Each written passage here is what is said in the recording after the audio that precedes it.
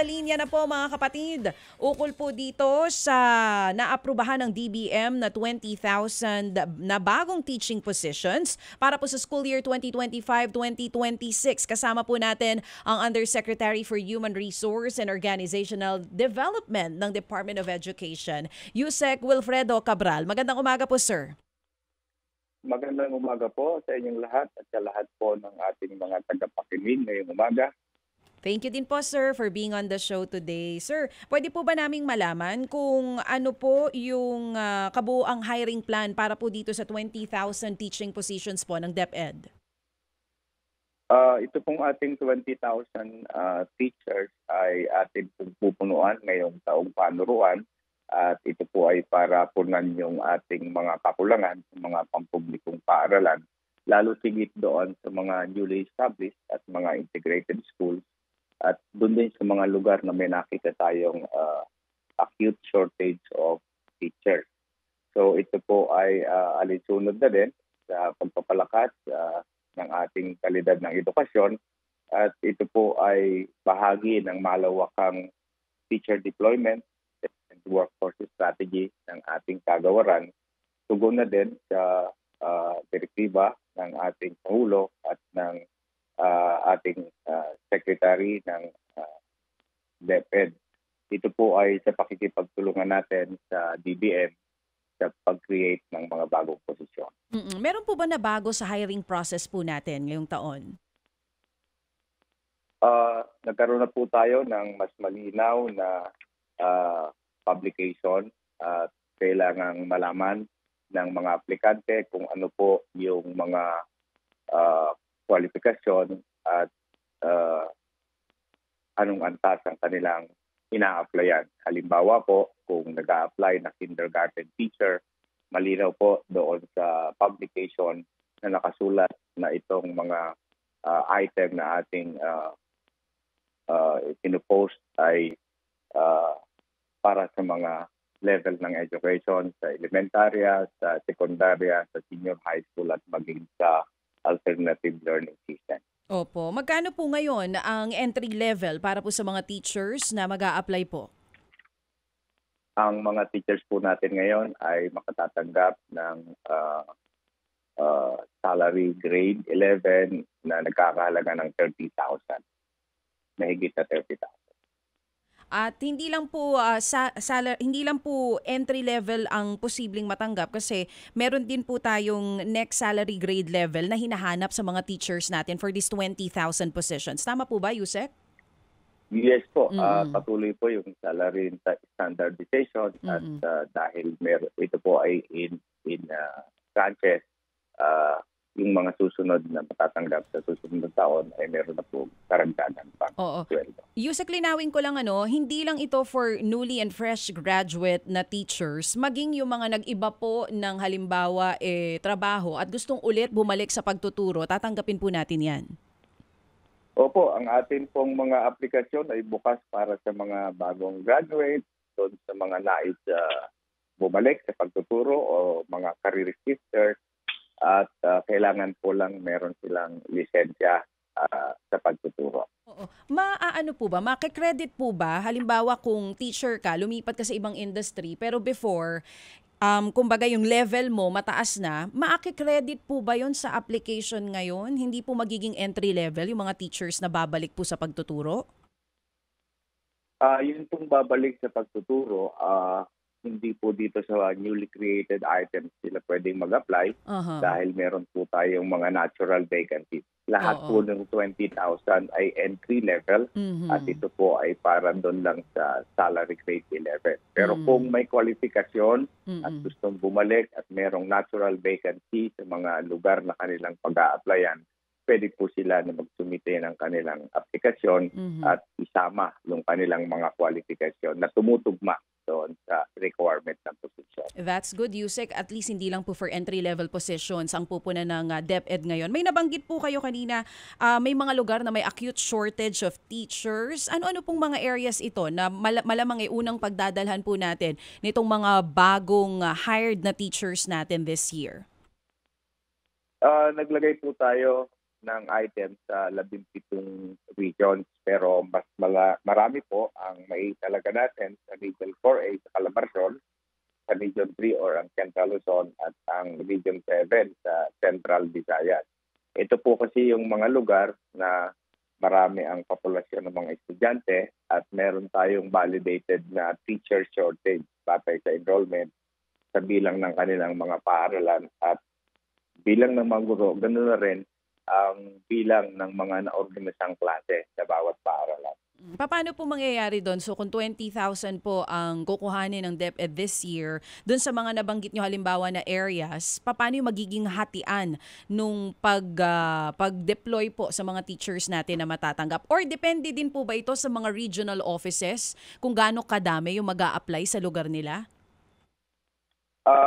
Ang bilang po natin ay nakadepende sa tinatawag nating parameters para matutunan natin yung actual na pangangailangan ng paaralan. Halimbawa, dumami ang enrollment sa isang lugar, yung inventaryo ng mga guro, at yung mga listahan ng mga paaralan na may kakulangan, ginagamit po natin yan sa pag-aanalisa ng deployment ng ating mga guro. Yusek, magandang umaga po. Siguro maganda maiklaro. Magandang umaga po, Sir Ted. Opo, salamat sa inyong panahon. Yusek, laruhin lang natin kasi po hindi naman po ito ganun lamang kasimple, di ba? Kasi ang mga guro, hindi naman yan lahat qualified magturo ng kindergarten, di ba? Iba din po yung bawat baitang tsaka yung mathematics o science. So, sa 20,000 po, identified na po ninyo yan lahat kung ilan po dito ang kinder, elementary, high school na mga dapat na hire natin? Opo. Diyan po sa 20,000, meron po tayong bilang na 6,879 para doon sa kinder at sa elementary. At sa junior high school po ay nagsalaga naman tayo ng 4,600, 2,692. At sa senior high school po ay mahigit na 7,000. Meron din po kasi tayo yung mga alternative learning system na mga guro, kailangan din po natin yan. Nagtalaga po tayo dyan out of the 20,000 ng 700 new teaching positions. Okay. So, yung pong ibang kakulangan, katulad ng halimbawa, kailangan natin ng special needs education teachers o yung dati tinatawag natin SPED, naglagay po tayo dyan ng 400 para sa elementarya at merong 100 para sa sekundarya, sa junior high school. Okay, so klaro yan kasi nga ito hindi ito basta-basta graduate ka ng education, agad ka ng kwalipikado doon sa 20,000 na yan. So meron po talagang specific na pangangailangan ang DepEd sa bawat baitang. So Sir Papa, ano challenge dito? Halimbawa, doon sa amin for example sa Region 8, ang kailangan namin specific po ay halimbawa na lang po ito senior high school. Tapos doon walang local na aplikante. Kasi 'di ba dapat diyan yung uuwian po ng guro doon lang sa area, 'di ba? Paano po 'yun? How do you solve that conundrum? Yan po ay atin pong tinitignan sa pamamagitan ng pagkakaroon. Naglabas po kami ng isang polisiya na applicant sharing. Yung mga magkakanudnog na lugar na may kakulangan sa mga aplikante sa isang particular na asignatura, inilagay po natin sa ating polisiya na pwede silang lumipat. Kailangan lamang po na magbigay ng sertifikasyon ang division superintendent kung saan siya nag-apply at hindi siya makukuha pero may kakulangan sa ibang division na siya ay dumaan na sa proseso ng hiring at kasama na siya doon sa tinatawag nating Registry of Qualified Applicants. Sa ganung paraan po, hindi na po siya uulit ng proseso. Ibibigay na lang po kung ano yung kanyang rating at kung ano po yung kanyang pwedeng subject na turuan. Sa isang banda po, naglagay din po tayo ng paraan para sa provisional teaching item or teaching appointment. Ano po ibig sabihin nito? Kasi mayroong mga gustong bumalik sa pagtuturo pero wala pang kaukulang lisensya. Pero ang tawag natin, eksperto halimbawa sa pagtuturo ng science, sa pagtuturo ng... Pwede po silang mag-apply. Hindi nga lang po permanente. Provisional po sila kung wala po silang lisensya. Okay, pero yung pong itong sinasabi na 20,000 na hiring, plantilla na po ito ngayon. Regular plantilla po yan. Okay, sige. Ibig sabihin po, talagang may budget na yan at regular yung position. Sige. So, sa ngayon po, sir, na June, June, 20,000 ang ating hiring. Iba-iba kanin yun. Nabanggit nyo yung specific po na dami ng hinahanap ng DepEd for particular po na specialty. Gaano katagal yan? Ano ho ang inyong target dyan para matapos po itong hiring na ito? At meron bang supply? Meron bang available talaga ng mga guro doon sa specific na mga sinasabi niyong specialization? Sa ngayon po kasi, nagmo-monitor po tayo ng kanilang filling up at marami na tayong natanggap na report galing sa ating mga division. 83 na yon so far nakapag-submit. Pero patuloy po kami sa quick monitoring. Ang tanong po doon sa supply is that bago po natin yan, open naman po kasi ito at yun na nga, dahil depende yan sa pangangailangan ng specific na eskwelahan, particular na eskwelahan sa isang division, binigyan po natin ng kalayaan ang mga superintendent na kung meron mang kakulangan sa supply,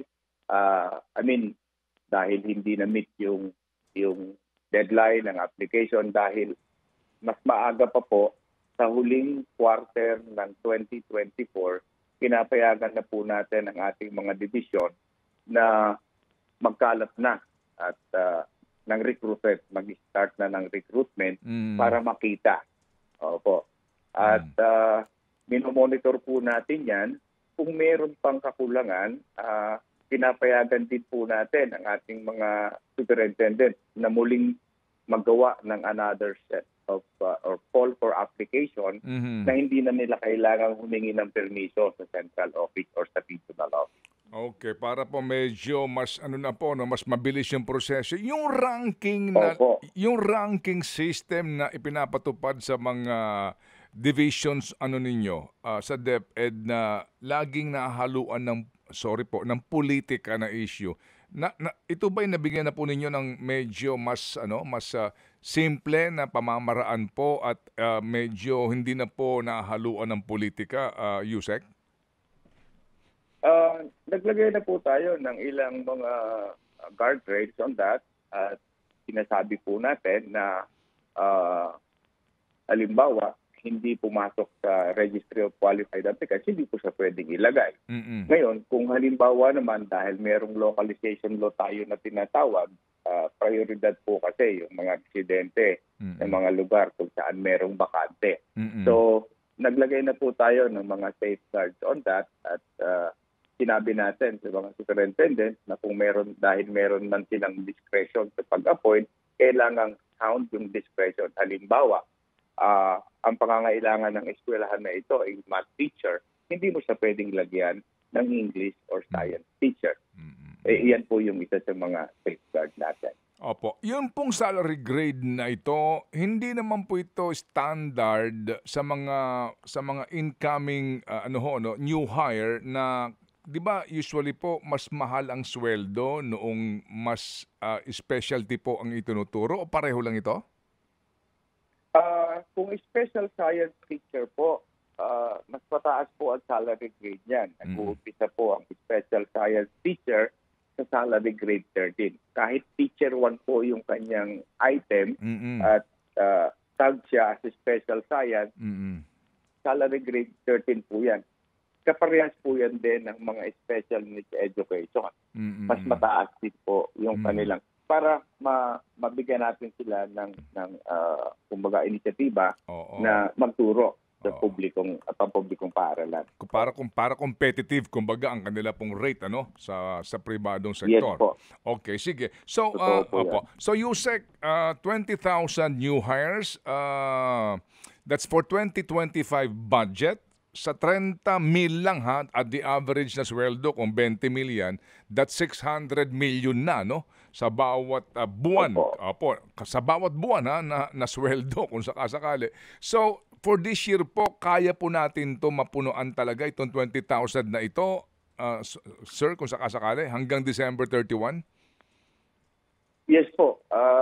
Committed po namin yan dahil yan po ay meron ng budget. Kaya nga po kami dito sa Central Office, halos linggo-linggo ay merong update kung gaano kabilis ang hiring.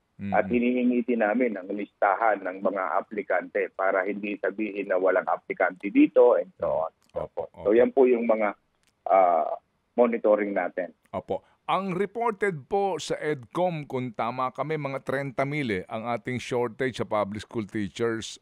So, yung 10,000 na remaining, and I'm sure lalaki po yata yan eventually din po kasi lumalaki populasyon. By next year po ba, target na po natin yon yung hiring for additional 10,000 at least? Sa atin pong umpisang paglalatag ng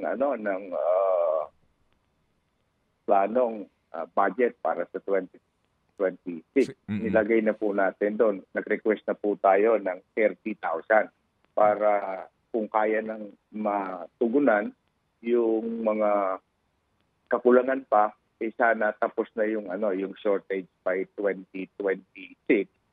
Assuming lang po na hindi dadami ulit ang enrollment. Kasi contingent naman po yan sa enrollment. Baka meron nang bumalik ulit sa pag-aaral.